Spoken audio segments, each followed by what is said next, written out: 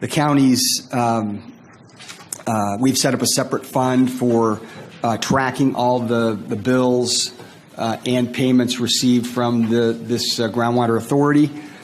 And I just received a check, I think, from Inyo County. We have transferred money into that account as well. Let's see, did I miss any? So you're waiting for the city. Maybe the city, that's all right. Sorry, I'll get it. That's all right, that's all right. And then back to, with that, let's go back to B. This was an opportunity for every agency in the Groundwater Authority to identify. We know who the members of the JPA are, but if we could go through and get the information about who is the alternate for your agency, if you would please announce that now, that would be helpful for us. How about we do this, Alan? We start with Matt, if you could kick us off. Introduce ourselves, everybody on this podium, and then after you introduce yourself, then you're alternate, if required. My name is Matt Kingsley. I'm the 5th District Supervisor from Inyo County. And Bob Harrington, who's not with me today, will be the alternate. He's our Water Director for Inyo County. Peggy Breeden, Mayor of City of Ridgecrest, and you want me to do the alternates later. Thank you.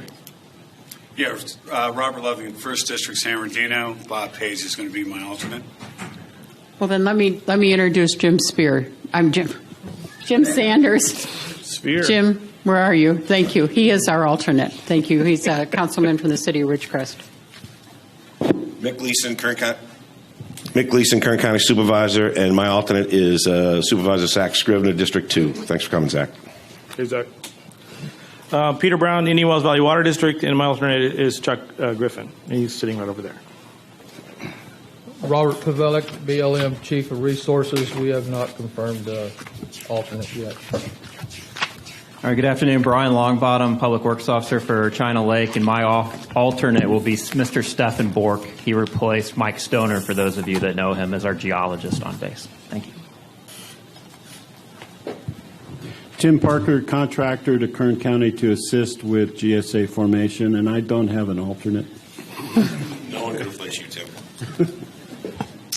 Alan Christensen, I'm Chief Deputy CAO for the County of Kern. I'm sort of the admin person for the authority at this point. We'll discuss further about how that will go. My name's Phil Hall. I'm a Deputy County Counsel for the County of Kern. Good afternoon, folks. Keith Lemieux, City Attorney.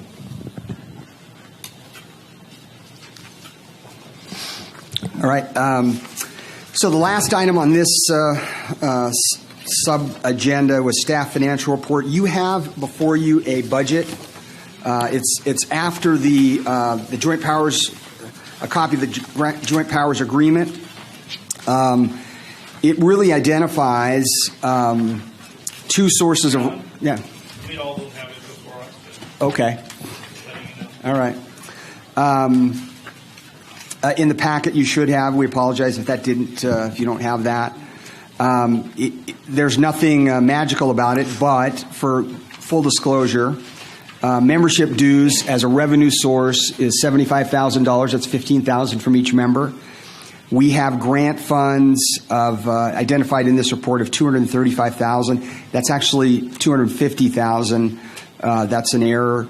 That's half of the grant that we've received from DWR to administer a JPA and also to provide studies to develop a GSP. So those funds are available for that. That's a total of $310,000. That grant should be available sometime within the next 60 days, we hope. And then the expenditures. This is a budget that we have identified. This is a new agency, so we're not exactly sure how this all might work, but these are general expenses that we expect. The totals to $75,000. If you have any questions about that, the two large items are management and legal. Those would be reimbursements to agencies that provide those services. And that have been providing those services for a few months or some months. So this is just a report. If you have any questions, concerns, you can act on this budget. You don't have to at this point. but we wanted to give you, this is an interim budget. We only appropriated $75,000 because that is what we had planned to use for this interim period for the next probably 4 to 6 months. Before that period ends, we will have before you, or we plan to have before you, a longer-term budget that would identify costs for an entire year. So that's the staff's, that's my report. If you have any questions, we'd be happy to answer them. Alan, could I just add that as a reminder on the $250,000 grant, $90,000 of that's already spoken for the USGS recharge report. So that should go on the expenditure. Just a reminder. So it's $160 that's available from the grant. Thank you, Alan. So item number 3, introductions. We've gone through A through E. Correct. And did I hear you say that we're going to bring a budget before this board next week? I mean, at our next meeting, to have a formal vote to approve that budget? We would. So if there's any questions, concerns about that budget, please say so now or communicate with us in some way. So we have time to think about it and give you our thoughts and responses, and so we're going to help put that together and bring that back to us next meeting, and we will have a vote on our budget. Thank you, Mr. Christensen. Next up is item number 4, election of officers for the board. Alan, kick it off. Actually, I'm going to turn this over to Phil Hall, who's familiar with how these elections might go. This is really your opportunity to elect a chair and a vice chair. So do you need a nomination for a chair? You do. And a little bit of it is how you want to do it. You could do a vice chair nomination as one motion, or split them up. It's up to you, not us in legal. Make that complicated. And just, this question gets asked all the time. You can vote for yourself. Yeah, I actually had to do that once, sadly. I would like to nominate Mick Leeson as our first chair. I'll second that. Can I what I would like to consider while we do this is I would like the chair, and I don't know if this is the right place to have this consideration, I would like to have the chair rotate between the three, between the City of Ridgecrest, the Indian Wells Valley Water District, and County Kern. Is that need to be discussed at this point, or is that down the road? You can discuss it now if you'd like, but shouldn't we have like finalized? Why don't we do this? Why don't we bring to the board at the next meeting develop a concept on how we're going to manage not just this year our chair and vice chair, but we want a more sophisticated approach to how exactly we're going to manage our officers and our officer designations for future years. Get inputs from all board members and come up with some plan, and then let's bring it up for a vote next time. So in that next meeting, we'll talk about future nominations and how we go about the process. But right now, we have a nomination. I don't know if we have a second. Yep. Yeah. It's been seconded. So we have a vote and a second. All in favor? Aye. Any opposed? Okay. So that nomination was for a chair? Yes, sir. And a vice chair? I Just a chair. I didn't mention a vice chair. Okay, so let's now have a conversation for vice chair. Anybody want to do it? Well, I'll nominate Peggy as the vice chair. Okay, we have a Thank you. nomination and a second. Any other thoughts? Yes, sir. I'll entertain a vote. All in favor, say aye. Aye. Aye. Opposed? Okay, we have a chair and a vice chair. Congratulations, Peggy. Thank you. Thank you. I think. Okay, this brings us to public comments. This time is reserved for members of the public to address the board relative to matters of the Indian Wells Valley Groundwater Authority not on this agenda. No action may be taken on non-agenda items unless authorized by law. Comments will be limited to 3 minutes per person. So if you have a thought, or you'd like us to consider things, or you just want to say something, now's your time to come and talk to us, as long as it doesn't have issues pertinent to the agenda items. Just come on down. Good afternoon. Is this mic working? Yeah, just put it real close. Real close. There we go. Good afternoon. I need to get down on my hands and knees here. I am Don Decker, a longtime resident of the Indian Wells Valley. I'm here as a representative of the Domestic Well Owners Association of the IWV. We would like to thank each of the eligible agency members for stepping forward to the serious responsibilities that await you as a board member for the newly formed IWV Groundwater Authority. We know you don't need to be reminded of the urgency of our water supply shortfall. The domestic well owners are also acutely aware of the danger that 50 years of declining water levels represent. This valley is decades late in stepping up to this unfolding disaster. You undoubtedly are going to have strong resistance coming from many in this community as you design and put in place the Groundwater Sustainability Agency. You can count on the domestic well owners to back you up, to back your efforts, if you can find the political courage to create a fair and workable agency and plan. This valley simply has no choice but to proceed fairly and quickly if we are to maintain our present economy and lifestyle. We wish all of you and all of us the best. Thank you. Thank you, Mr. Decker. Don Joe.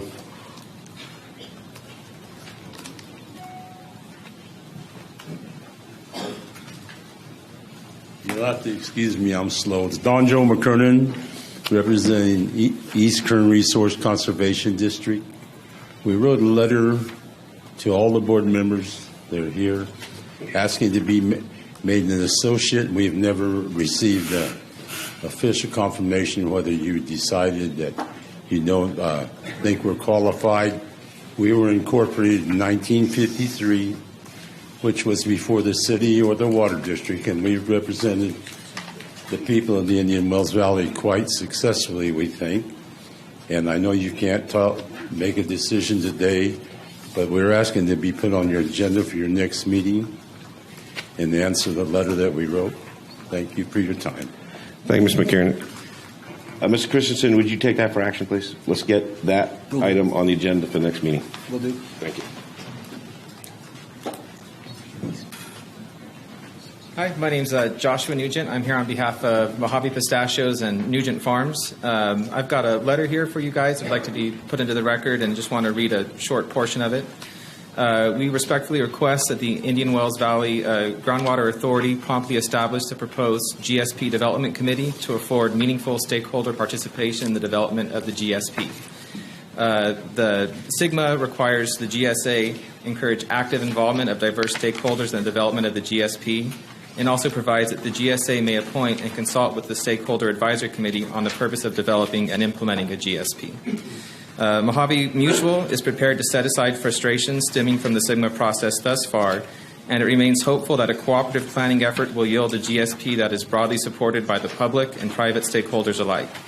In this vein, we respectfully request that the authority promptly initiate discussions with basin stakeholders concerning the terms applicable to the committee for inclusion within the bylaws, including membership, functions, and duties of the committee. Just on a personal note, I also want to say that we're planning on being in the Valley for a long time and are looking forward to working with you guys. And as an initial contribution, there's some pistachios for everyone to pick up on their way out of the room. So you deliver? Thanks, guys. You buying us off, Josh? Yeah, try. Mr. Christensen, your second act is we need to promptly move in establishing an understanding of who's going to be on this GSP, how this thing's going to be structured, how they're going to move information.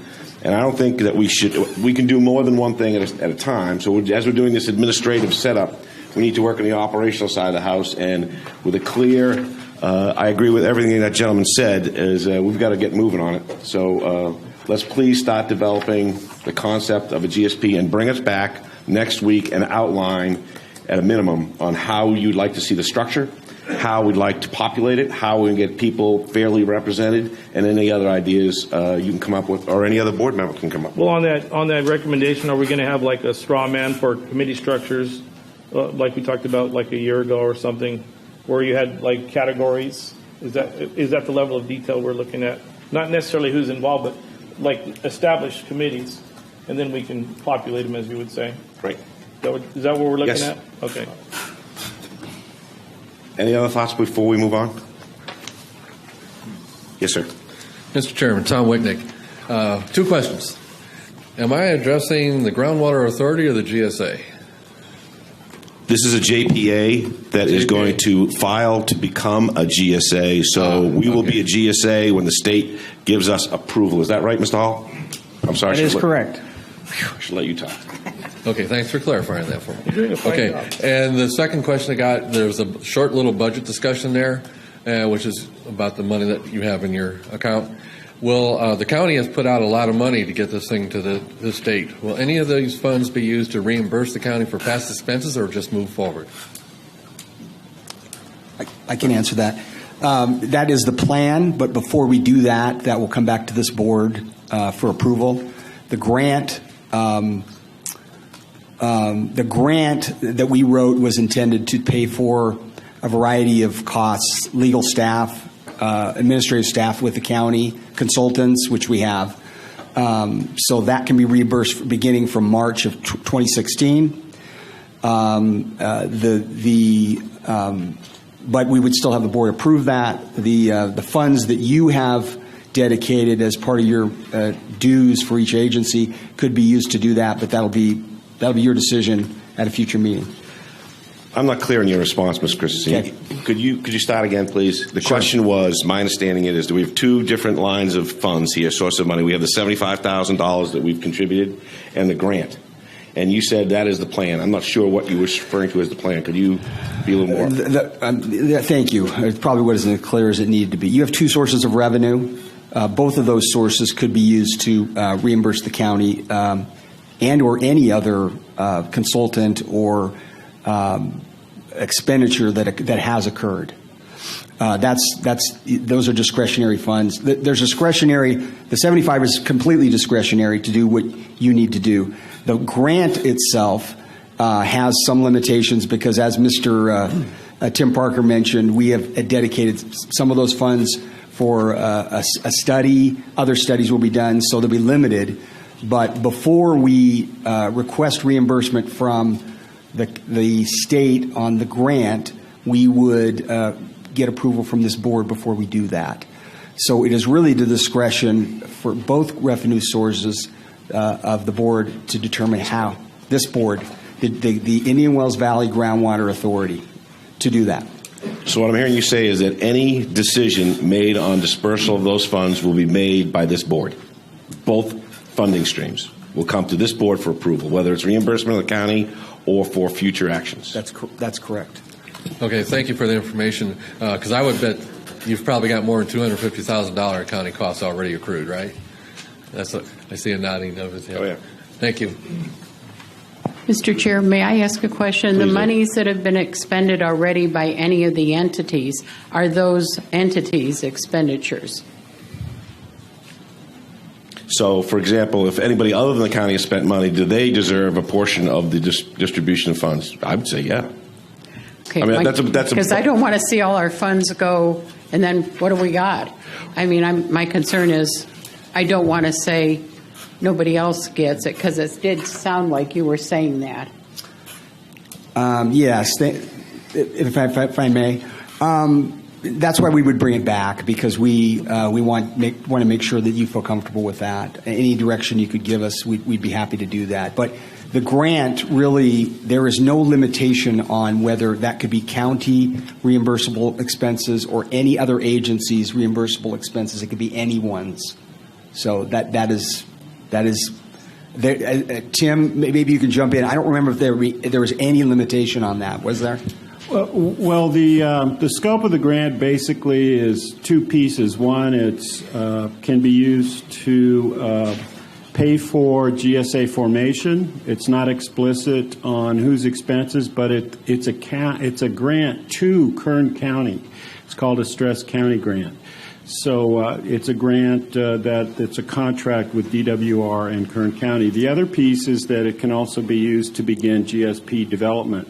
So those are the 2 pieces of scope in the grant. It's $250,000 minus the $90,000 for the USGS recharge study, so it's $160,000. And as Alan mentioned earlier, you can bill back through March of 2016 if you want to include that in the expenditures. Thanks. Just for further clarification, I've not been part of any conversation with anybody about reimbursing county costs for our expenditures to date. I've never been a part of any of those conversations. I don't even know if they've existed, just to make sure everybody knows. I talked about it. No, just kidding. Thanks. So when we do that, can you guys hear me out there? I can't hear myself. Anyways, I think what we need to do, and it'll take some time, is assess what we've all spent quite a bit different amounts of money. The county being the lion's share, obviously. So I think what we do is we come up we kind of get a real firm idea of our real operating budget, our annualized operating budget, and I think then from there, if we want to start backfilling or whatever the term is, or reimbursing, then I think that would be appropriate. And we could also maybe find other forms of funding, because all of our agencies, I know you guys have general funds that you had to take it out of, whereas we're kind of like water. So it's a little easier for us, I think. So basically, I think we established this is a good straw man budget, a good start based on our 75K.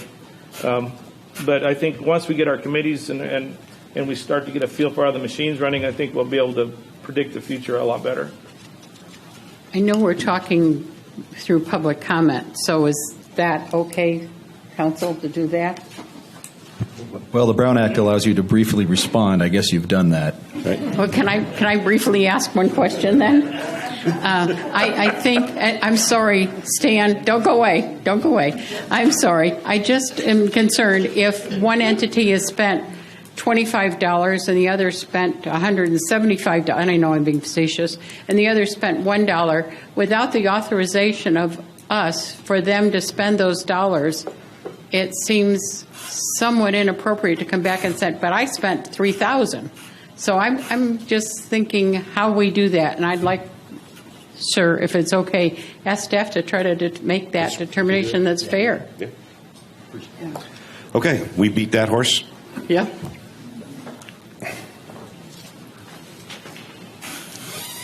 Good afternoon, ladies and gentlemen. My name is Stan Rotora, and I'm speaking for myself.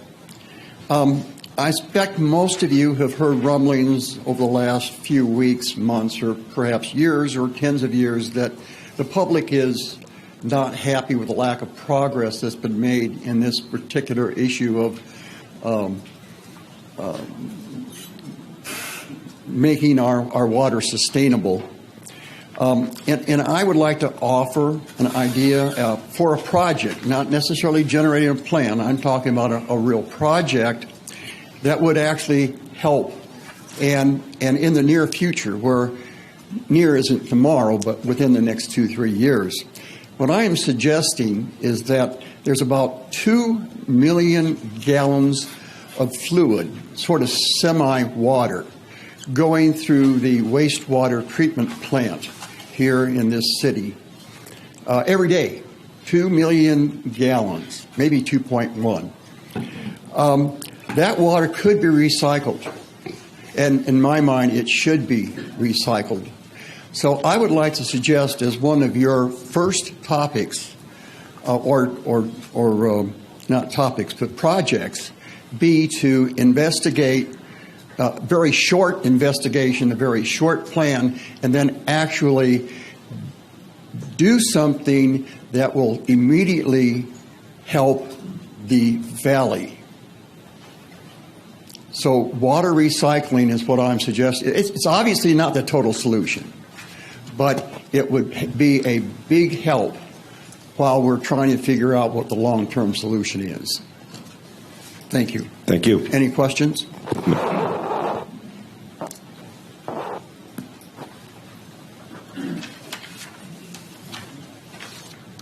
Good afternoon. I'm Judy Decker. While I'm talking to you as an individual today, I have been an elected board member and I'm currently an appointed board member. And And I bring that up because I know how long it takes for boards to get things done. Sometimes it takes a very long time.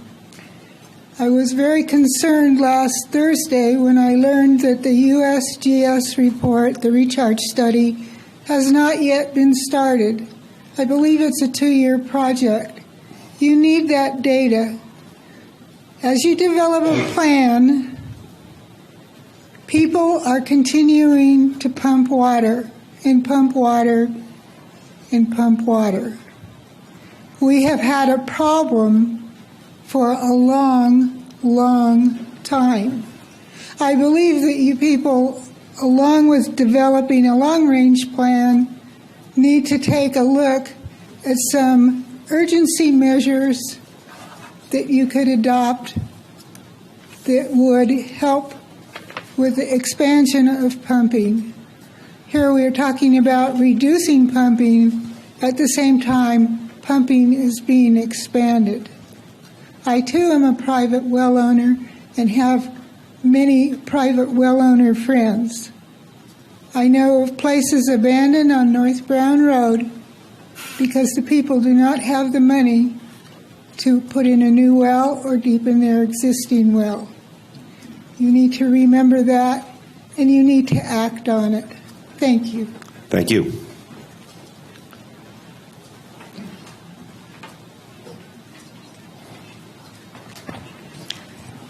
Good afternoon. My name is Sophia Merck. Everybody calls me Sam.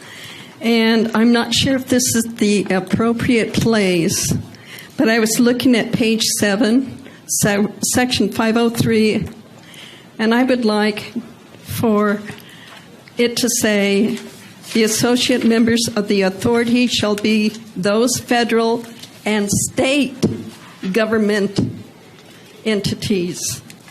I think that you're kind of shooting yourself in the foot without describing state with agencies that might have some concern in the valley. Thank you. Thank you. Welcome.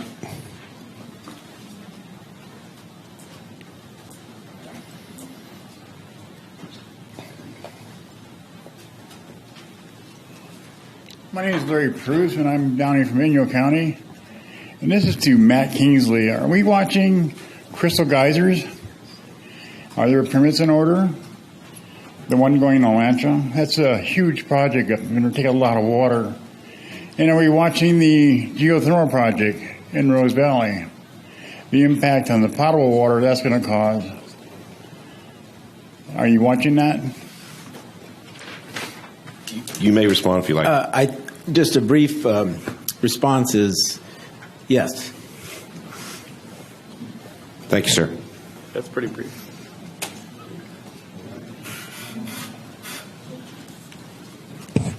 Good afternoon. Mike Neal. Come to you to address something that I brought up before, but I'll actually offer you my idea of a solution to that when I'm finished. First, I'd like to read a small portion out of a recent editorial in the local paper, and this will pretty much highlight where we stand here right now, and then I'll address more specifics. The latter part of this article, it says, "We let ourselves be herded to the edge of this cliff by our elected officials who understand neither history nor the composition of our basin, but who are unwilling to do further studies and research, as was recommended by the president of Todd Engineers." The quote from him is, "I'm surprised at the amount of weight that was put on the Todd Engineers report. It is important to have a comprehensive study, not just a review of one conclusion." And then apparently Mr. Gleason at some point stated that he did not know if he agreed with the report, but since it is the greatest preponderance of evidence we have, we're going to move forward. And I certainly recall the many statements about we've got to go forward, we've got to do something, we've got to do something.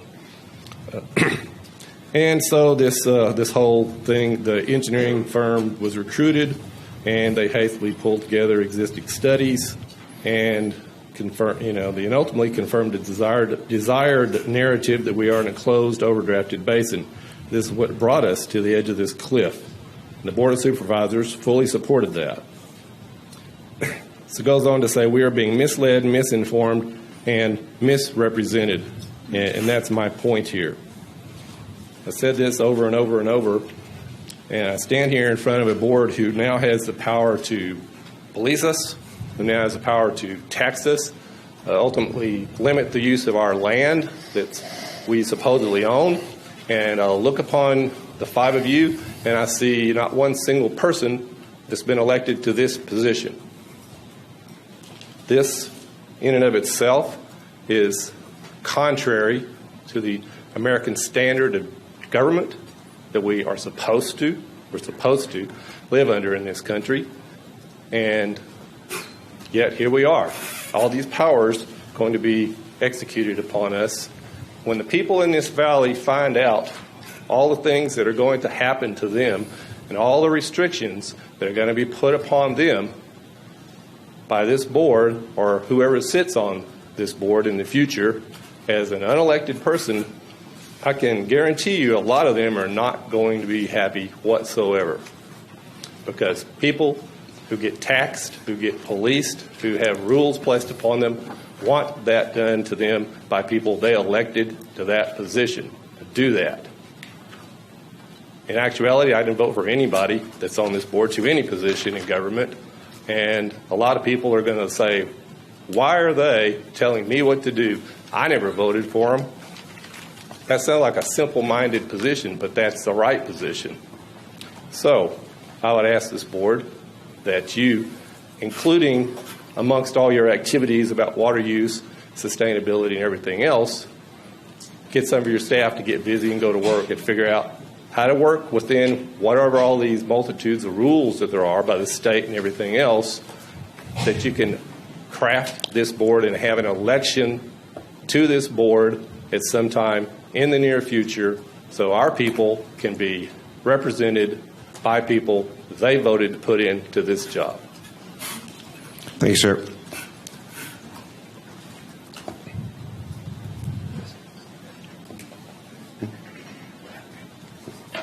Good afternoon. I'm Pat Ferris, 832 Aileen Street, Ridgecrest. The question I have is, would the GSA have any authority over tribal lands if the current proposal goes forward with the contract that should be approved by the council?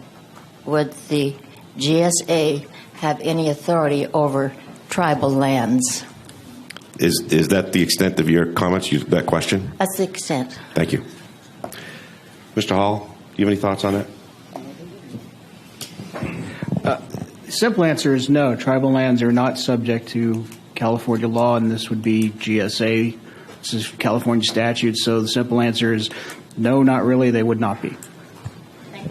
However, the GSA does recommend that tribes be included as part of the stakeholders for purposes of reaching out and getting involvement. The GSA is proposing that they do participate. Is that what you're saying? The act says that suggests that tribes be involved in the advisory type bodies. I'm more concerned about the agency advising the tribes and the tribes advising the agency.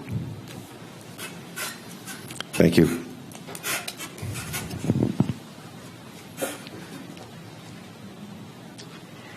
Good afternoon. Elaine Mead is my name. Mr. Chairman, I have one question, and that is, don't the alternates also need to be elected officials? Is that the extent of your comment? That's the extent of my comment. Thank you very much. We'll get you an answer. Mr. Hall. The JPA provides that the alternates for the public agencies in the county of Kern are also elected officials. It does not say that the alternates for the other two counties have to be elected. Thank you. Anyone else taking advantage of public presentations? I want to make one comment. Yes, sir. I don't have very many constituents from Inyo County, and I only gave you a one-word answer, so I just wanted to put out to you that if you can stay afterwards, I'd be happy to discuss Inyo County issues with you. Thank you very much. Moving on to item number 6, special presentations. None. Anyone have special presentations of any type? Move to number 7, consent agenda. There is none. If the board would like to discuss any item listed, we don't have any, so there's no consent agenda.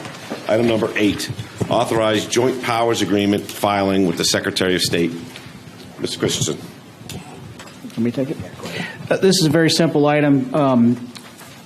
Whenever you form a joint powers agreement like this, which is setting up a separate public agency, you have to file that JPA with the Secretary of State.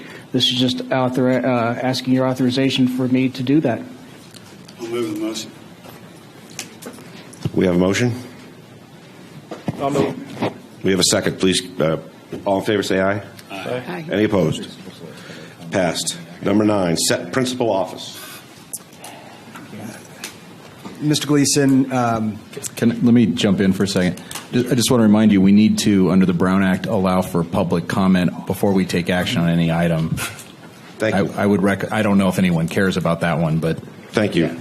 Does anybody have any comment regarding number 8? Correct. Yes. Number 8, authorized joint power agreement filing with the Secretary of State. Thank you, Mr. Lemieux. No public comment. Thank you very much. And we have the vote. Set principal office. Mr. Chairman, one of the things that this agency needs to do is set an office where people can come to get information, make public records requests, a mailing address.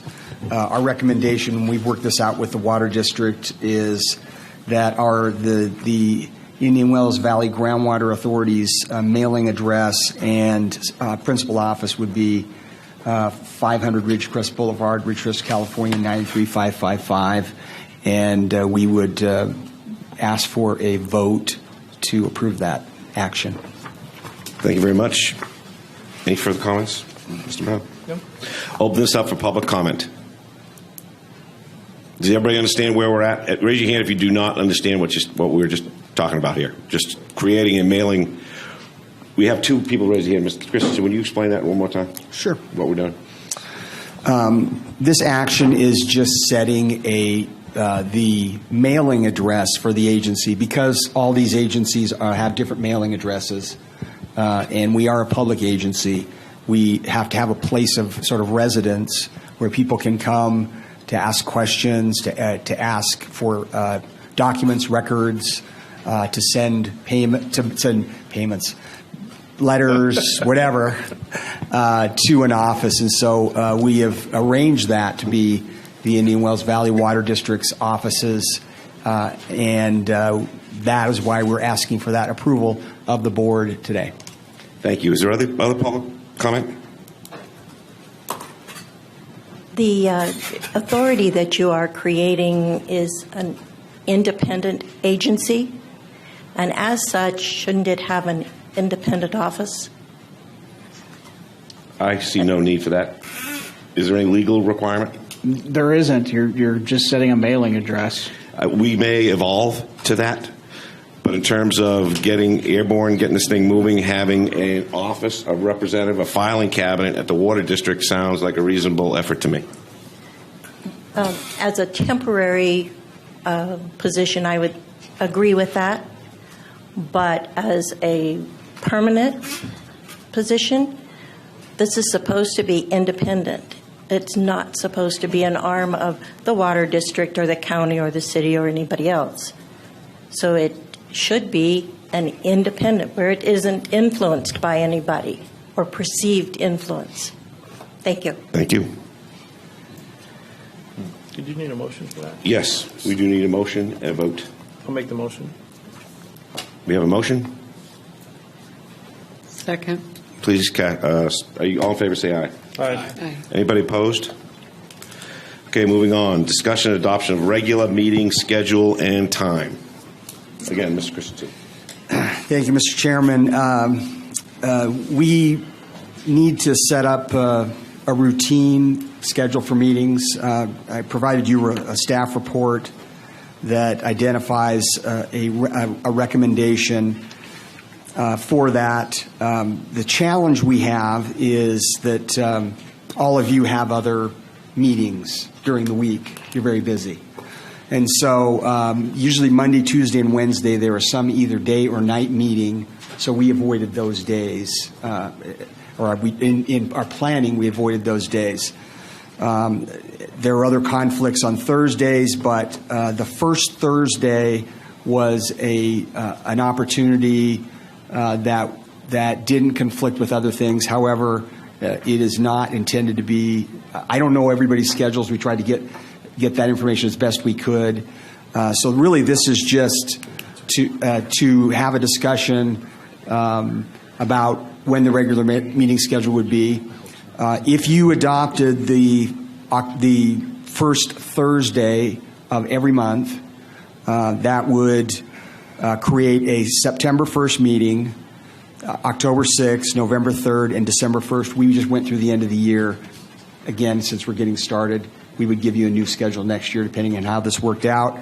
The challenge with September 1st, that's a week from today.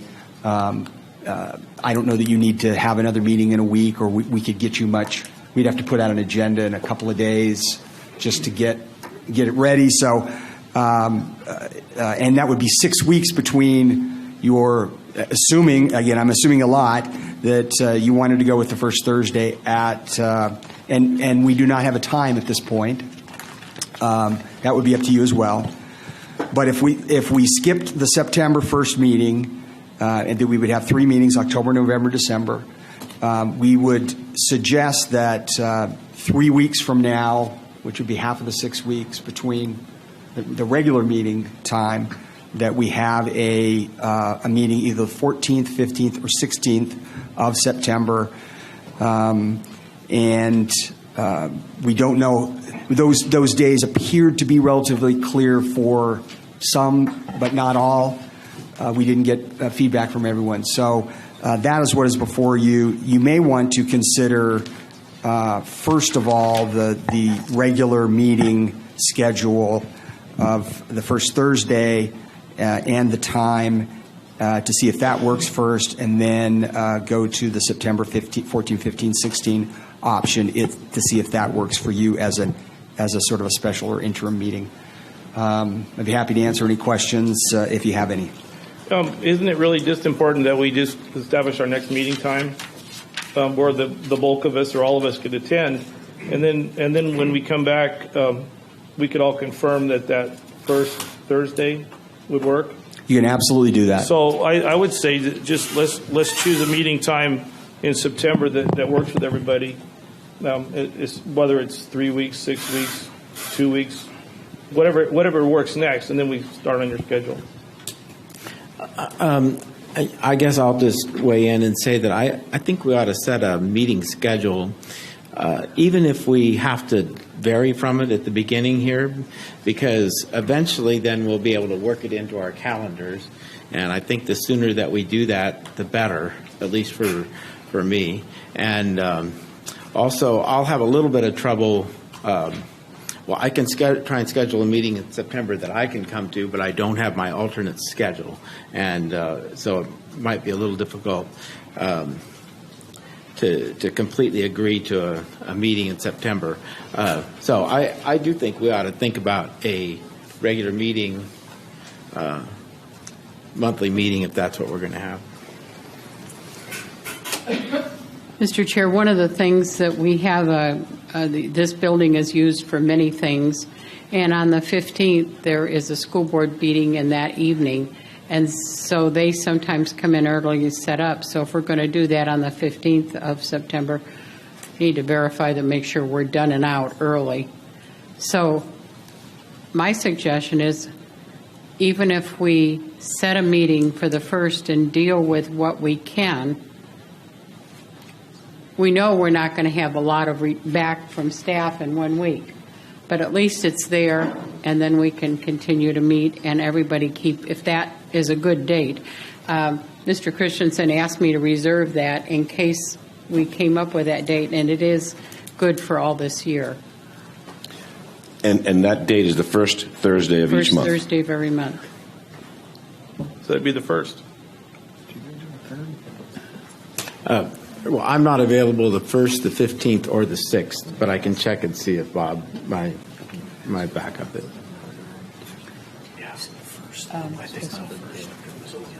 Okay.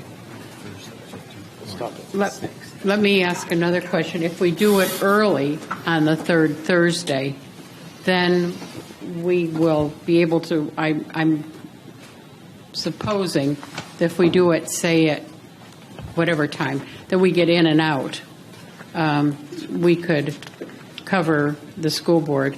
I'm sorry, I didn't know we were going to do that, or I'd had an answer for you. Okay, my thoughts on it is that I think what we're talking about, at least 3 people agree that setting a long-term schedule, first Thursday of every month, is a good way to go. Start that in October, but we got a lot of work to do between now and get this thing moving, so we need to set a date in September to get together, and the first may be too soon, but is there other times? So let's bandy that around. Let's see if we can come up with a date for, if everybody agrees with that, we'll try that. We'll figure out a September date. We'll go to the public and ask the public for their thoughts, and then we'll come back for a vote. So throw some dates out there that you're available, Alan. Why don't you stop you for September? First of all, hold on, Alan. Does everybody agree with me that the first Thursday of every month, starting in October, is a good time? Yes. Just don't give me a vote. Just give me a thumbs up if it sounds good. Okay.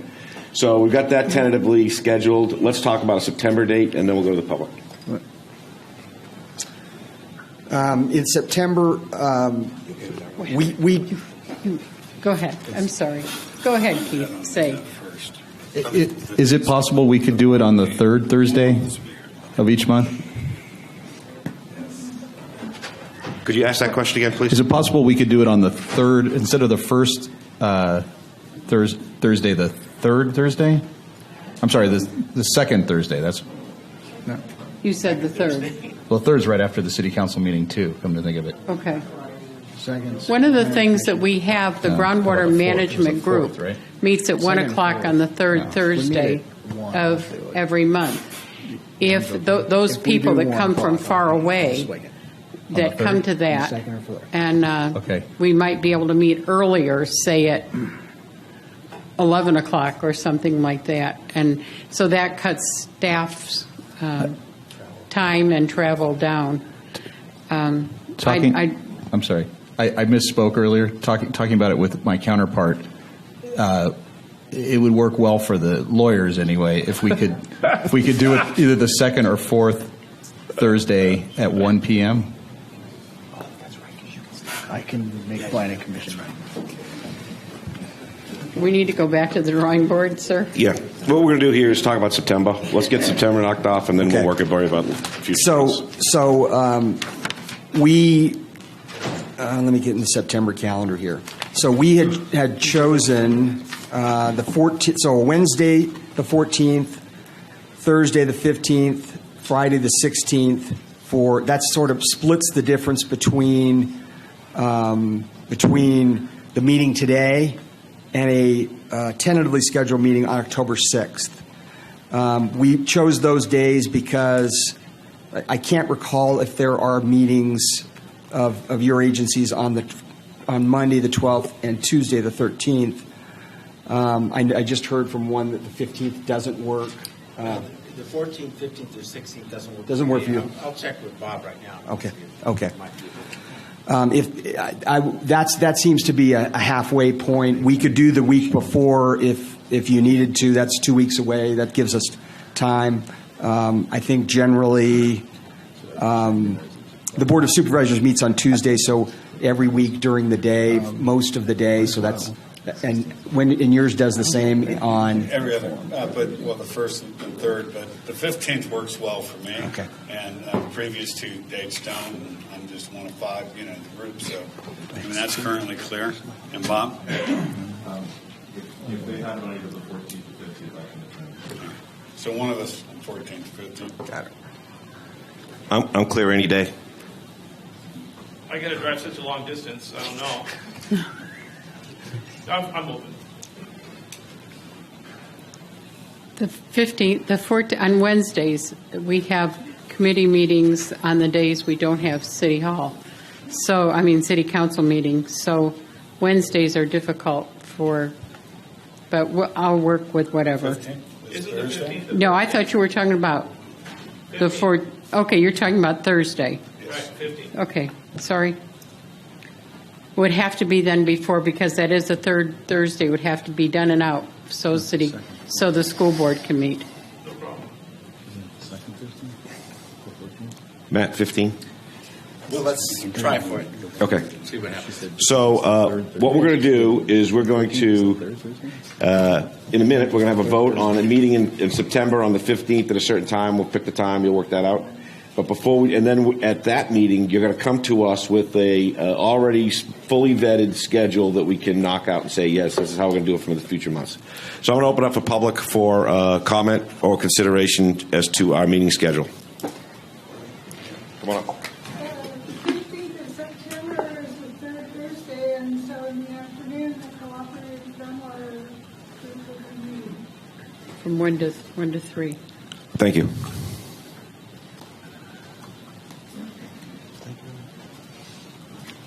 Yes, this just raised my curiosity about one thing for the lawyers in the room here.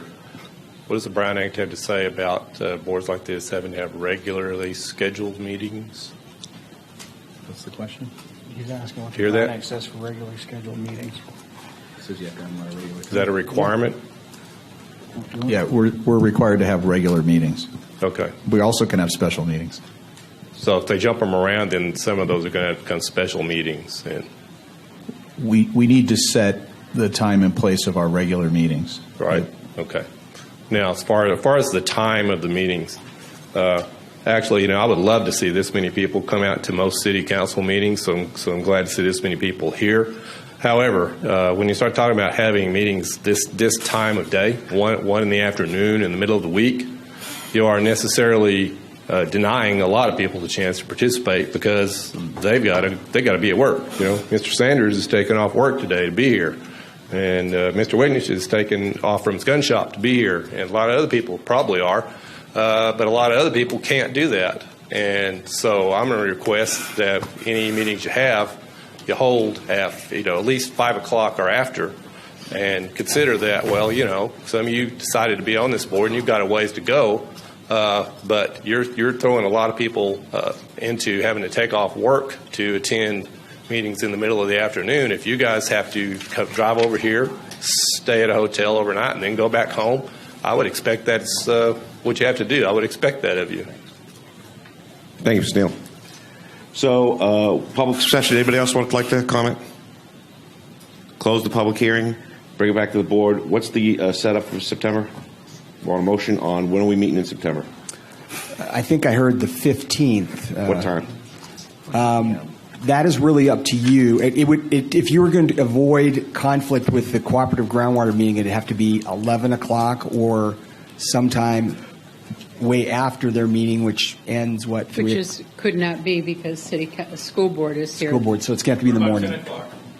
You can do 10 o'clock. About 10 o'clock gives us plenty of time. Good. I'm checking with staff, but I think it's okay. She said she's checking. We can always let you know if it isn't, but I think it is. Okay, so the motion is for September 15th, 10 o'clock, right here? Yep. All in favor? Or do we have a motion? I'll make the motion. We have a second. All in favor? Aye. Opposed? Okay, we got that. And I'll just make a comment that I do think it's important that we try and figure out a schedule for the meetings that does allow the public to come. It may not be that convenient for us, but I agree.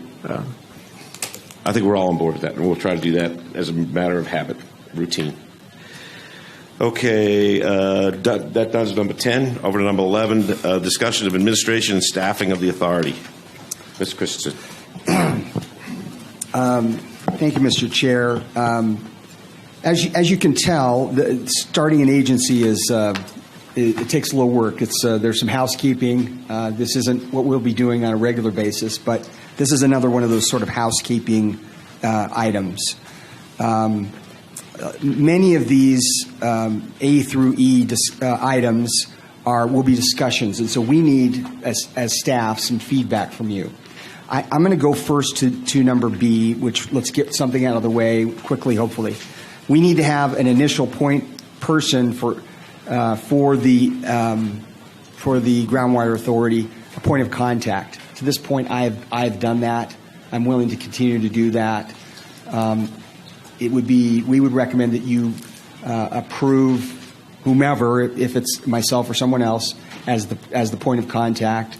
This is, again, one of those housekeeping things that we feel you need to have, somebody that will answer questions or direct people. So item B, we would ask for a vote on, if you feel comfortable me doing that, for a period of time, an interim period. We don't know how long that will be. It will be 4 to 6 months, or could be less, depending on what you decide. We don't see this being a long-term responsibility from the county, but that is the first item we'd like you to consider. And your proposals go through these one by one by one? Well, that's the only one we need a sort of an action on. Okay. There may be some direction on the other ones. So the issue is a point of contact for the public and anybody to get information and to be the focal point for this JPA. And your recommendation at the present time is yourself. Okay, let's bring it to the public. Anybody in the public like to have a comment on that? Now's the time. Seeing none, we'll close that for the public and bring it back to the board for comments and consideration. I'll move the item. We got a motion. Second. Please, say aye if you're in favor. Aye. Aye. Anybody opposed? Okay, you're it, Alan. Good job. Next. Going back to A, initial administration and staffing. As you can see, the county staff has taken sort of responsibility of putting the agenda forward. I think that ultimately these decisions are your board's decisions, and we're happy to do that. I think Mr. Gleason has sort of authorized us to do that, and we can continue to do that. Both myself and Mr. Hall are available. We obviously have help from other staff, even in the audience, and so we're happy to do that. Again, we see this as not a long-term item, not a long-term decision, but we don't want to be too presumptuous. And so you're the board, you decide who that is, but we are willing to do that and continue to provide that service. So, again, some discussion. You don't have to take action on this necessarily. You can direct us to continue to do that. But that is an item for you to sort of give us some feedback on. Thanks. Okay, initial administration staffing. Any thoughts from the board members? Go ahead. No, Peggy. please. No, you. Peggy. Okay, thank you, sir. How is that paid for? Is it paid for out of the county, since the county would be doing that? Is it paid for out of the dollars that are contributed by the various agencies? How does that happen? Right, go ahead. Right now, myself and Mr. Hall get a salary, and so we are paid for by the county. So really, it's an in-kind contribution to the county at this point, or to the agency at this point. When we provide you a budget or an allocation of how that's going to work, it would be our intent to allocate some reimbursable costs back to whomever is providing that administration. So at some point, again, there needs to be a transition. The county would need to be reimbursed, or anyone who is providing that service would need to be paid for. I don't spend all of my time on this, but I spend quite a bit of my time. Does that answer your question, or did I get it all? Maybe not. It answers my question. And I'm not questioning your cost of providing that service. Right. I'm just trying to figure out where that lies with the budget. And I don't know that we have a budget yet, and you're going to bring that to us, so it's hard to kind of make the decision about how we're going to do that until we know how we're going to do that. Thank you. Sorry. Mr. Brown. So because we're just starting, I think we should just keep it that way. And then you can just keep track of costs. And then as we transition, we can decide. I guess today is our starting of our real burn day of dollars. So I think we just start booking what all we're spending on costs that we're not incurring, that this agency or group is incurring. And then we can always choose to use it as in-kind service, reimburse it next month, next year, whatever. But that way we have continuity. You guys are already going. Everything's working. So that's what I think. Okay, you don't need a vote on this. Okay, let's move on. No, I just have one comment. I would like to see as soon as we can is to have a projection of budget and cost moving forward so that we understand that and we can look at over the next year. So thank you. The next item, Mr. Chair, is, if I may, is the long term. And so, and this folds into what we just talked about. At some point, you will need to transition to, and we're not putting any timelines on that. You'll get a budget. It's going to be difficult because there's going to be, this will be sort of an art, not a science, because we'll have to figure out the science part of it is the budget. The art is how you sort of accomplish it. Transition to a longer term staff and how that would work. Ideally with Sigma, the Sigma agencies are intended to be enterprise funds, and I think most of you folks understand what an enterprise fund is. The Water District lives to be an enterprise fund. In other words, there are revenues dedicated to support that, and any expenditures that are made come from that revenue source. There could be general fund contributions from agencies, but ideally, the agencies should get to a point that Sigma agencies need to charge out their fees to the appropriate users of groundwater, and the agency determines what the appropriate use is. So, at some point, you will do that. It's probably far enough out that you may not have some clear ideas about that. We can provide that over time. We can provide you direction over time. But this is your opportunity to give us, you don't have to comment necessarily, but to give us feedback about that. We just want to be full disclosure to share that. Thank you, Mr. Christensen. Any thoughts? I'd like to set a 6-month time limit. I'd like to have this transition complete in 6 months. I don't think it's going to take you that long to determine the full scope of your responsibilities, tasks, and assignments. And I'd like to see a 6-month. I think it's a reasonable time window to get ourselves established and with a permanent staff, so we know we have a regular staffer. Those are my thoughts. Anyone else? Okay, moving along. Next one. Item D. I'll take this one. Sorry to bore everybody. This is going to be one of those lawyer process items. Because you're a new public agency, you're going to need to file what's called a conflict of interest code. Conflict of interest code doesn't apply to the board per se. You're mandatory filers, and you have to file Form 700s by statute. What this code does is it applies to personnel, staff, consultants that are hired, engaged by the board that advise the board on how to spend money. They will have to file Form 700s. I know it sounds very not, it seems a little counterintuitive that we're doing this now and we don't have any staff, but that's the way the FPPC says we have to do it. We have to put together this initial code. So it doesn't really cover any staff right now, but it's there, and as we get staff, we're going to have to amend it to bring them in. The process here would include us adopting the resolution tonight. The resolution tonight adopts the initial code, and that's at a board level. At that stage, if we had staff, they would have a 45-day comment period to complain about the level at which they are going to have to report on Form 700s. We don't have that, but we still have to go through this process. The 45-day comment period, at earliest ending, is October 10th.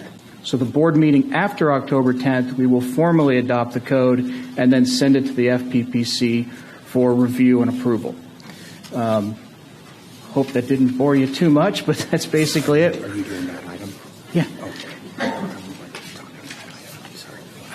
Okay, I heard 12. Sorry.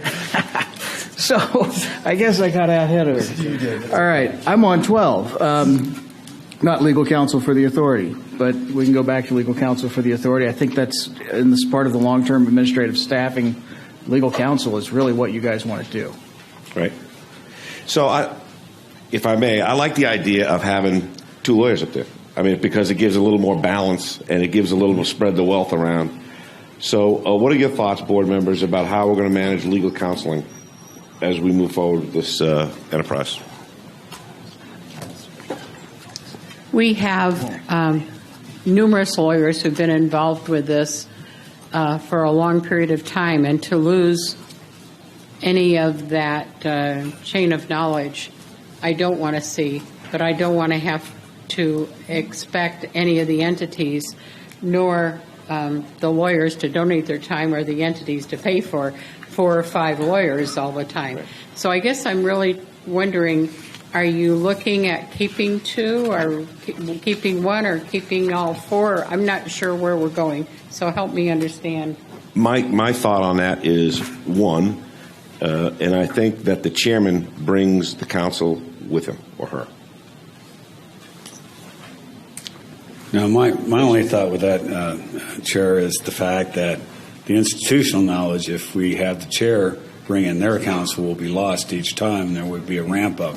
I would, what we've seen and what we practice is a single attorney on, long-standing on a board unless there's a reason or conflict. So I would be more susceptible to seeing just the key individual kept and chosen and move forward, even when the chair is rotated. That's what I'd prefer. That's a better idea. Anybody other thoughts? I think to have the continuity is a good idea.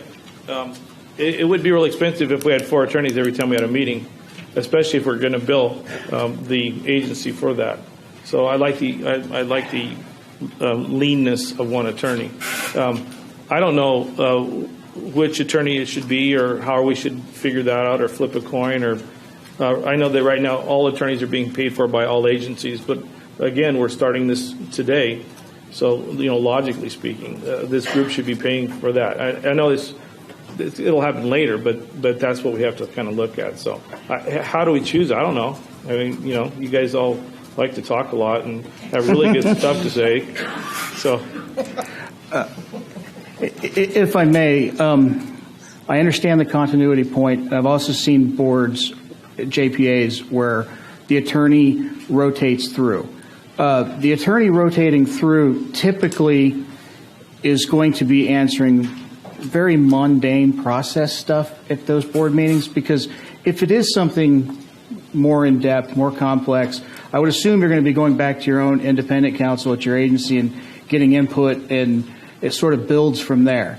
So, rotating attorneys up here does happen. If we are going to rotate attorneys, or if we keep 1 attorney, we're going to have to think about conflict waivers, those sorts of things.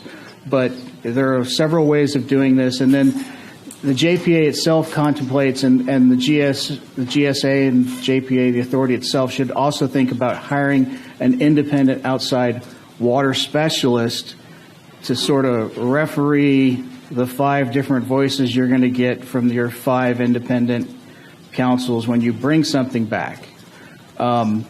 So as far as sitting on the dais, if you want to rotate, keep 1. Either of those options are available.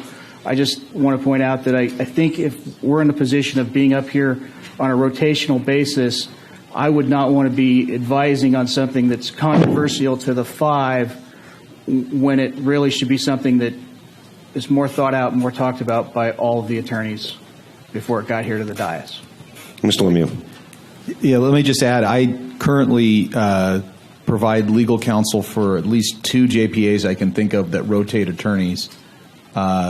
It's, as Phil mentioned, most of the time when you're up doing the meetings, you're mostly getting Brown Act questions and kind of process questions, which are fairly routine. The big picture, the way it seems to work in practice is when something big comes up, in one case it's 3 attorney law firms, the other one it's 2 law firms kind of get together and ruminate together on something before it's brought back. So that's typically how it's done. I think that system could work well here. Thank you. Any other thoughts? I guess I can give you just the way just by way of example, one of them is a JPA in the Antelope Valley. That one has a rotating chair, and it rotates. There's 3 parties involved, so it's a 4-month period where the chair and the attorney rotate through. Wow. It's a little confusing sometimes. I got to remember if I'm doing the meeting or not. But there's another one where it's 2 entities involved, and they rotate on an annual basis. Thank you. Any further discussion? So let's bring that back and let's have Public a. comment? Yeah. Public comment? Sure, if you'd like to talk. We were not going to take a vote on it, so. But go ahead, Tom. Tom Wicknick. In the interest of starting up this agency, what you're planning here sounds just fine, but in the long-term goal also as far as attorney services, whether the attorney is an employee of this agency or a contract with this agency, that needs to be considered. Because if it's going to be a contract, then that should be competed, I think, in the interest of full transparency and awarding a contract for legal services. Just like the city attorney has a separate contract with the city. And again, that would be best as a long-term goal to establish the independence from Kern County or City of Ridgecrest or the Water District as far as providing the services. But I don't have a problem with starting this way, but the goal would be to have your own attorney. Thank you, sir.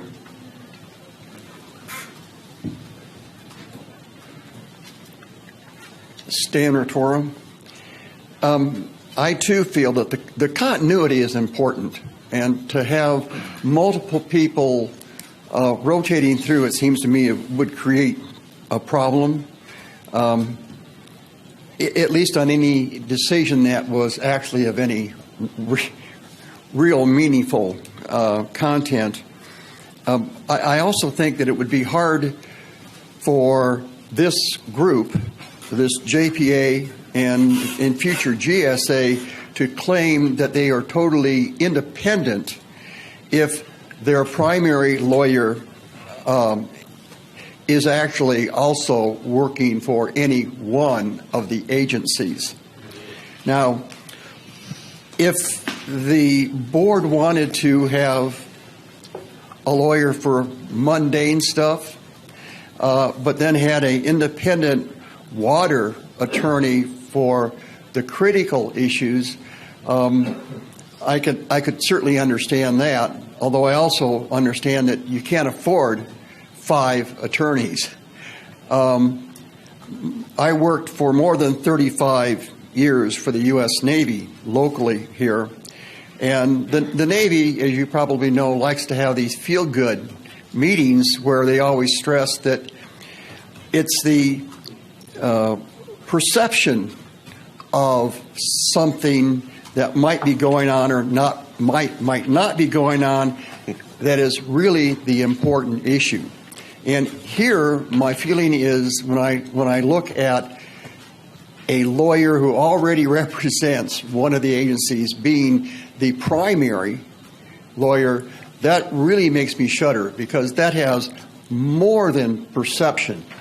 I mean, that has real issues associated with it. So I understand there's money problems now, and you might not be able to afford a real attorney, not a real attorney, sorry, Keith, a primary attorney for what you really need in the long term. But I would certainly encourage you, if you really want to be an independent agency, that you have to have your own attorney. I'm sorry. Thank you. Thank you, sir. Appreciate it. Mr. Hall.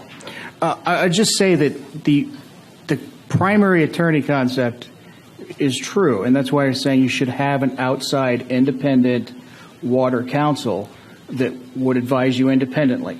When we're talking about setting up board meetings, a lot of what we're going to do here is the very mundane stuff. This conflict of interest code on number 12 is very mundane, nothing complicated about it, and nothing that you need your outside water counsel to handle. It's the mundane, easy stuff. And I think whoever would be setting up here, if we rotate through, we pick one, whatever, that they should keep that in mind. And I would think the board would keep that in mind and help keep the attorney in check, because you've got an attorney you can also go to at your agency. Mr. Christensen.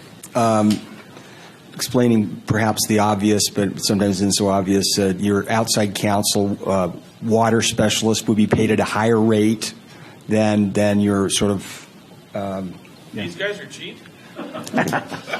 Well, relative. Everything is relative, but that's important. You probably know that, but it's a different cost.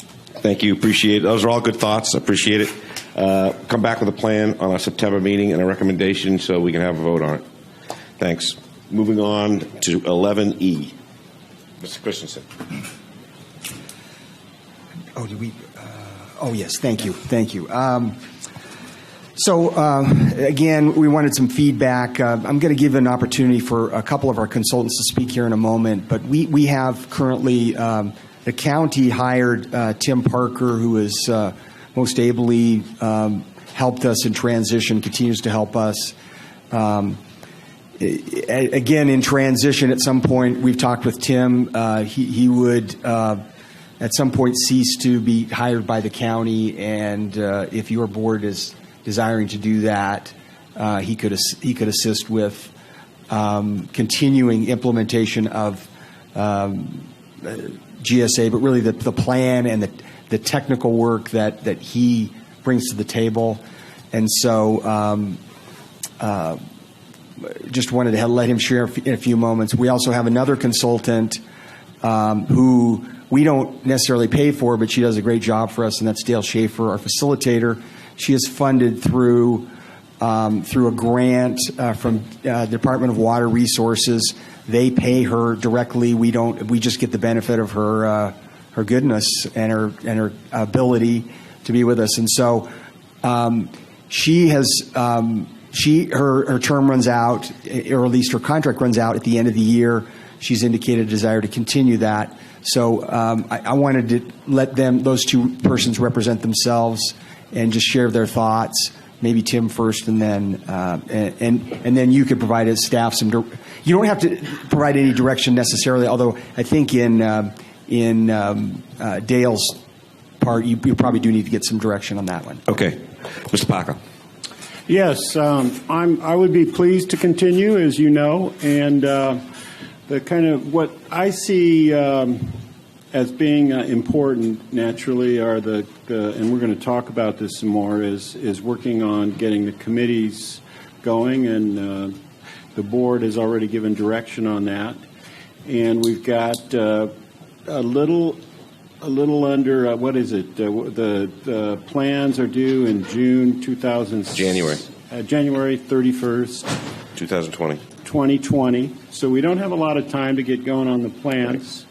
We know that there's a model out there that can a groundwater flow model that can assist in the plan, and that is in good shape. We understand now. And so one of the things that I could assist in, and this relates to budget, is through the grant proposal is thinking about putting together a brief work plan that would lay out the schedule and tasks for putting together this plan.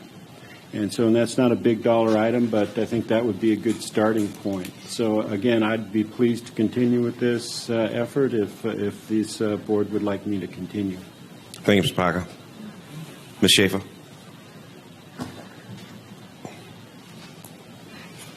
This is a different place for me. Good afternoon, directors. I just wanted to point out that for the past, I started in October, and I work, as Alan said, for the California Department of Water Resources. They've been very, very supportive. In fact, David Gutierrez, when he was here, talked about the fact that they do support facilitation for the groundwater plan, for the groundwater establishment of the agency. And so that's what I've been doing, facilitating for you since last October. My contract with DWR will run out by the end of the year, probably funding maybe November.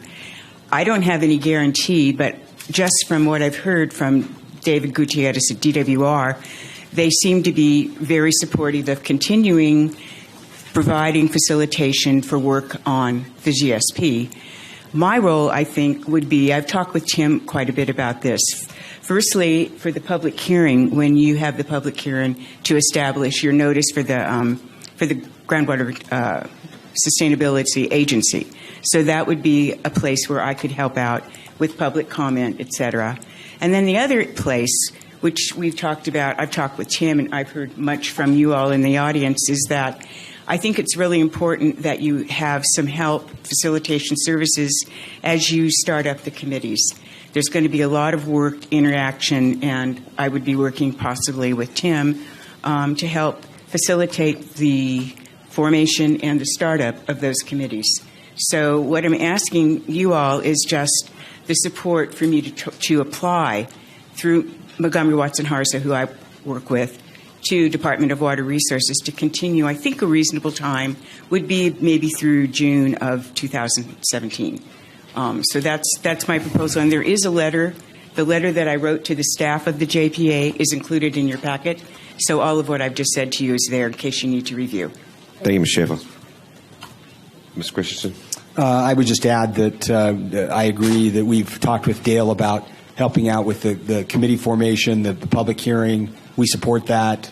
So I think we just need some direction for Dale to put in an application. It'll take some time before you know back. Probably have another meeting before you know back. Okay. Thank you. Board members, thoughts, comments? I think the formation of these task groups or work groups, whatever we're going to call them, is really our next important function, and none of us are going to have time to do that, and that's not necessarily a lawyer. Maybe it's a skill, but nothing that is necessarily they're going to do. So if we can figure out a way to get help doing that, I think that's really important. The sooner that we can get the sooner we can get that started, the sooner the public's going to feel involved, and also the sooner maybe we don't need, maybe we will have mundane issues, and we'll be working on taking input and setting up a plan. So I'm really for if that's something Dale can help with, especially funded through the Department of Water Resources. I'm for that. I agree 100%. I think that Dale knows most of the water-involved people and entities in this community. You hopefully have come to respect her as much as we have, because she's been very impartial in her dealings with all of us. And I like the idea that we're going to have some professional help to make this happen. The sooner. I'm so tired of sitting and talking. I want us to get started and begin on a rational approach, so we all are working together to make this happen. And the sooner we do it with the expertise of the Department of Water Resources and you, I think it is even better. So thank you. Any other thoughts? I'm on board. She's done a great job. DWI is paying for it. We're not. And I think outreach is our next most critical function, building trust in the community. And Dale, you're perfect for that. So there's no vote required here, but it's you got direction you need, Mr. Christensen. Okay. Moving on. Discussion of initial conflict of interest code. Sorry for jumping the gun earlier. I thought Alan told me 12. Sorry. It's okay. As I was saying, this is a process issue. I've got to develop a conflict of interest code because you're a public agency. Seems a little counterintuitive. We don't have any staffing. We still have to do one. But this is the code. We need to adopt this resolution. It adopts the initial code. There's no employees, so nobody's really covered by it yet. 45 days have to wait for this comment period, which don't really need, but we're going to have to wait anyway. Then the first meeting after October 10th, we'll come back with the final code, adopt it via resolution, and send it off to FPPC. So specifically, what do you need from us? A vote on adopting the code? A vote on the resolution. A vote on the resolution. Yes. Mr. Christensen. Just one item was not included in the packet, and that is the job descriptions. You have that in front of you, so that will be included in the packet, as well as one little on the resolution. Yeah. There's a resolution there's a typo under therefore about halfway down. It should say Indian Wells Valley Groundwater Authority instead of a Kern River Watershed Authority. We use this from another agency. So with that change, we ask for a vote. Thank you very much. Let's open the public hearing. Anybody in the public wishing to comment on the adoption of this code? Now's your chance. Seeing none, we'll close the public hearing and bring it back to the board for vote and comment.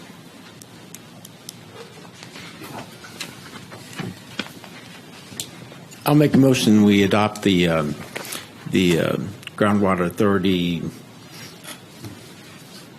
the intent to adopt the initial conflict of interest code. Second. We have a motion and a second. All in favor say aye. Aye. Any opposed? Number 13, preliminary discussion of future action items, budget and grant funding opportunities. Why don't you start us off with Christian and do this? I'll be happy to. Really, what this is a listing of your future, some of the future action items that we suggest you work on. You have already given us direction on a few of them.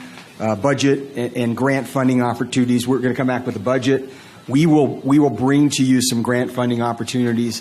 In fact, we were speaking a couple of weeks ago about the gentleman from Stanford helping us put together sort of some pre-work for a planning grant with the state. So that will be coming forward. Memorandum of agreement and funding from associate members. Did I hear there was a contribution that was made? Maybe that was a joke, but some of the associate members or may want to contribute to the authority. C, timeline and tasks for Groundwater Sustainability Agency. We will send that to you next meeting. We'll lay out the plan for this is how we would see it happening and in what order, timeframes, and so forth. Staffing of the GSA and tasks. You gave us feedback on that today already. You also gave us feedback on committees. So this is your opportunity to give us to provide any other input. On item E, we have two other things that we haven't really talked about, which is bylaws. We will need to set bylaws for the agency. There are many examples. Mr. Hall can speak of those, and I think Mr. Lemieux as well.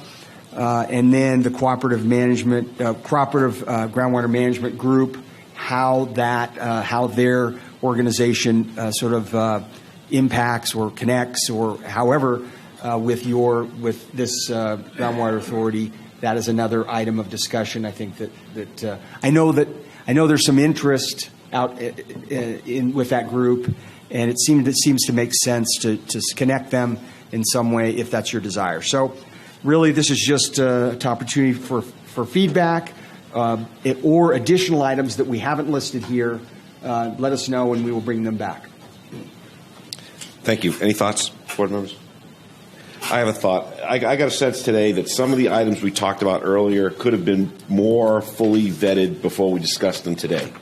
So do you have a routine established yet where you are meeting with staffers from each agency prior to our next meeting to really vet these issues out and come down with specific recommendations that we can expeditiously make votes on? Good point. Since we didn't, this is our first meeting, we were waiting for direction, but our thought, or my thought, was that we would have rather than a meeting, but a conference call, sort of an agenda prep with all the staffs from each agency to talk through the agenda, who's taking responsibility for what, get feedback on those things. So we would communicate that way. Thank you. I think there's going to be a series of meetings, and we'll develop as we get along, and we'll get better as we move, but I'll be looking forward to seeing that, how staffers are working together prior to our meetings to make sure these issues are vetted. Then come to the chair. I'd like, as a matter of routine, for the chair to have a preview of all discussion items so that we will sit down the day before, 2 days before, and go through each item. So we'll be as prepared as we can to make these meetings go as quickly and efficiently as possible. Any other thoughts from board members? No, just one, and that was on the meeting date, Mecca. And when I say that, it's a non-council that we have to really, even though it can be amended are we going to agree with the third Thursday and project that moving forward? Is that, and when I say that, isn't that a requirement, even though it can be amended today? Yeah, you don't have to decide today. We do need to set a regular meeting schedule date, but we're starting to walk now. We're not running. I understand. But even though it could be amended, it could be amended if you wanted to say that's the date and then amend it the next meeting. We could do that. All right. I think that if we can, that'll be back to my original motion that we amended, and that's if we amend that motion and move that forward. If we have concurrence on that, Chair. Yeah. All right. A lot of the issues we discussed this afternoon will be included as part of our bylaws. And I think one of the items we have on here is preparation of bylaws. Mm-hmm. So it might be appropriate for the staffs to get together and maybe try to work out a draft with what we've heard tonight that includes all of these ideas. Yes, no, and I concur. I know it's going to be very fluid as we move forward, but I just thought that was a requirement today. That's why I brought it back up at the end. Only comment. Thank you, Chair. Thank you. Okay, are we done with item 13, Ms. Christensen? I just want to say, because I won't get the chance, thank you for your patience with us. This is like you said, we're baby steps, but we'll get better. And thank you, appreciate it. No doubt in my mind. Okay, that brings us to item 14, closing comments by board members and/or staff to identify matters for future board business. Let's start with staff down there. You guys been awful quiet. The Navy, BLM. Wake up. Just real quick, I wanted to introduce my alternate who's here now, Mr. Stefan Bork. So, Stefan, if you could stand up. So, Stefan will be standing in for me when I'm not able to make it. And the other thing I wanted to just really quickly talk about on the Navy side, and we've talked about the need to get going on things, and I just wanted to make the point that there is a lot of efforts being made and a lot of working groups going on right now in that direction. I'm very proud to be part of the cooperative group working with Mr. Don Zadiba down there, and we've done some great work with Stanford, doing some brackish water characterization and studies over the last 6 months or so. The Navy, too, particularly the Naval Warfare Center Weapons Division, has put a lot of money into taking some of those existing models, putting them together and updating them. So one of the future agenda items I'd like to be able to do is bring our contractor that's been doing that for us here to do a presentation on what they've collected and some of the findings that they have so that we can all see where they're at with that. And that's something we're going to do with the cooperative groundwater team as well here in the not too distant future. That's all I had. Commander, do you need a date for us to set up a date for you to bring that back, or you just want to come back later? I'll come back later. The first thing I want to do is I want to do the technical presentation with the cooperative, with the working group, with Don and his team, so that we can better understand the intricacies of the model.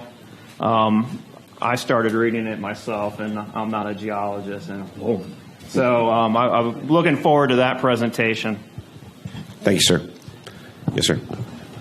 Other than reporting that you have the full support of our state director, Jerry Parrish. That's all I have to report. Thanks, sir. Any other comments? I've got a couple. Ms. Breeden. Can I would like to see at the appropriate time, whenever it is, there's been a lot of discussion about depth to water. And I'd like to see if we can get a report from the Kern County Water Agency where they are with all of with all of their measurements. They've been doing it twice a year. I think it'd be appropriate for this entity to see that too, as soon as they're free and able to do that, and a future agenda. That's a great idea. Mr. Christensen, take that for action. If we can get them at a September meeting, I think that's how important that is. Can you do it? 15, 10. We'll chat. Thanks for coming, by the way. Thank you. I got a couple things that I'd like to say. First of all, we have a problem. Our problem is specifically a declining water table. That's the issue that this GSA has been established to address, a declining water table. SGMA is a new law that mandates that we fix that problem. Sigma also states that if we don't fix it, the state will. It's not a question of how much water we have. It's not a question of open or closed basin. It's a question of fixing a declining water table. That's the issue, and that's the focus of this board. And that's what we must address. If there are issues that we can work together to bring to light, to change that as the focus, we're all for it. But right now, as per state mandate, we are assigned the task of fixing that specific problem. We are not alone. Mr. Parker, how many basins are in California? How many critically overdrafted basins, and how many basins are subject to Sigma in the state of California? There are 515 basins in the state, and 127, I believe, are subject to Sigma, and that encompasses about 95% of the pumping in the state, the demand and population. So, and I believe there are 21 critically overdrafted basins in the state. Thank you, sir. So we have our work cut out for us. The state has passed a law. We are complying that law, and we will represent this board, create this board in the spirit of that law to the best of our ability. If there are issues about the construction and the authorities of this board, that's the state's issue, not ours. We are going to do what the state has authorized us to do to the best that we can. We have an assigned schedule. Our GSA must be formed and established by June of next year. We are well on our way. This GSA needs to come up with a plan. That plan has to be approved by the state in January of 2020. We will do that. That plan must create a balanced aquifer in 20 years. We have 20 years to do this, create this balance. We will do that. We have people in the community and everywhere, every community, that say we're not moving fast enough. We're moving too slow.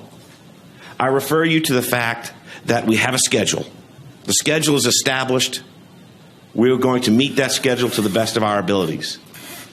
The overdraft in this basin, as per the hydrographs listed and accounted for by the Kern County Water Agency, has shown clearly that we have a declining water table, and we've had it for decades. We, you and I, and others have just decided, either willfully or unwillfully, to not take actions to fix the problem. Now it's imposed upon us, and now we must fix the problem. There are some people who say we're moving too quickly. I will refer to them to the same schedule. It took us so many years to get here, and it's going to take. We can't do this. We've been in business for like 2.5 hours. We're not going to fix this overnight.